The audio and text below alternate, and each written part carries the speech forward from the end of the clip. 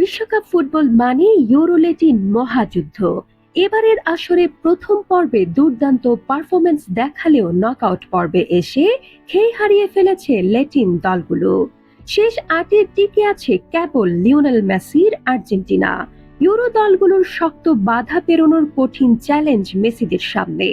2026 বিশ্বকাপের মূল মঞ্চে ছিল 6টি ল্যাটিন দল। গ্রুপ পর্বের বাধা পেরিয়ে রাউন্ড অফ 32-তে পৌঁছায় 5 দল, বাদ পড়ে দুবারের বিশ্ব চ্যাম্পিয়ন উরুগুয়ে। শেষ 16র লড়াইয়ে বিদায় নেয় প্যারাগুয়ে ও ইকুয়েডর। শেষ 16তে 3 ল্যাটিন দল, ব্রাজিল, আর্জেন্টিনা আর কলম্বিয়া। শেষ 8এর লড়াইয়ে ঝরে পড়ে 5 বারের চ্যাম্পিয়ন ব্রাজিল আর কলম্বিয়া। কোয়ার্টার ফাইনালে একমাত্র ল্যাটিন প্রতিনিধি আর্জেন্টিনা। সবশেষ 2022 কাতার বিশ্বকাপে কোয়ার্টার ফাইনাল থেকে ফাইনাল পর্যন্ত 3টি ইউরোপীয় দলকে হারিয়ে শিরোপা উৎসব করে মেসিরা। গত আসরে ইউরোপ থেকে শেষ 8-এ পৌঁছায় 5টি দল। এবার শেষ 8-এ 6টি ইউরোপীয় দল। 1994 যুক্তরাষ্ট্র বিশ্বকাপের পর এটাই তাদের সেরা সাফল্য। সেই বিশ্বকাপে সেরা 8-এ জায়গা করে নিয়েছিল 7টি ইউরোপীয় দল, আর একমাত্র ল্যাটিন প্রতিনিধি ছিল ব্রাজিল।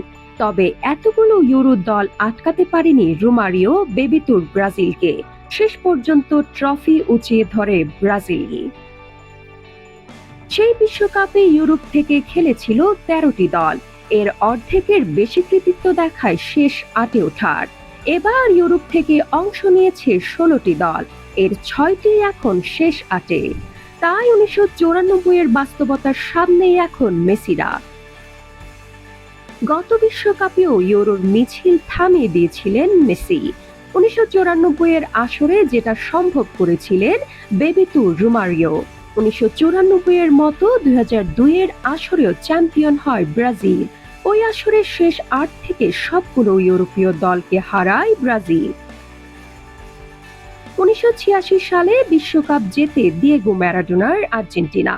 কোয়ার্টার থেকে ফাইনাল পর্যন্ত সবগুলো ইউরো দলকে যেন মাটিতে মিশিয়ে দেন এই আর্জেন্টাইন ফুটবল ঈশ্বর। এবার মেসির সামনে আরো উচ্চতায় ওঠার সুযোগ, কেননা টানা দুবার এমন কৃতিত্ব বেবিতো রোমারিও, রোনালদো, রোনালদিনহো কিংবা ম্যারাডোনারও নেই। ফুটবলে ল্যাটিন গৌরবের মশাল শেষ পর্যন্ত মেসি টেনে নিতে পারেন কিনা সেটাই এখন দেখার বিষয়।